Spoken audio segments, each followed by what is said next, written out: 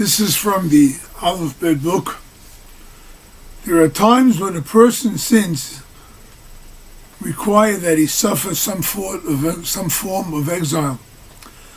But instead of wandering from place to place, he is beset by illness. Person does a mitzvah, there's a reward waiting for him in the wings. But if you do something wrong, sin, so there's a punishment for it. Sometimes the punishment is so severe that a person is forced into exile.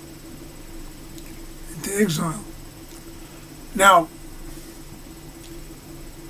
the problem is, exile, Rabbi Nachman teaches, is not really just a form of leaving your home and having to travel, right? Exile, well, you're in business. You have to travel to a certain city. That's exile also. You may return the same day, probably return a day or two later, but it's exile, right? You're not in the comfort of your own home.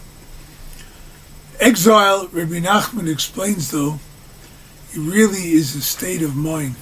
Exile in the dictionary is you have to move to a different place, country, city, whatever.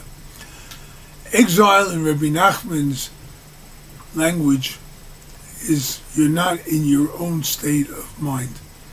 You're not in a place where you really want to be.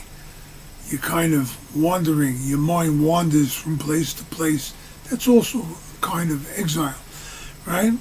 Where does that exile come from? Well, my mind is not settled. How do I know it's not settled? I committed a sin. I did something wrong. So my mind could not have been in place if I was doing everything right. So I went off and I did something wrong. I went into exile. And therefore, my punishment is exile. I keep on having these wandering thoughts.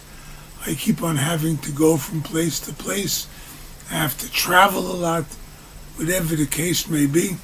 Look, it's the story of my life, right? 44 years I'm from Breslov research, and I travel all the time. I'm in exile, right? But the purpose of exile, Rabbi Nachman teaches in different lessons, lesson 40, that the purpose of exile is to increase our faith. Let us have an increased amount of faith, and God willing, we'll be able to leave the exile. All right? Have a good day.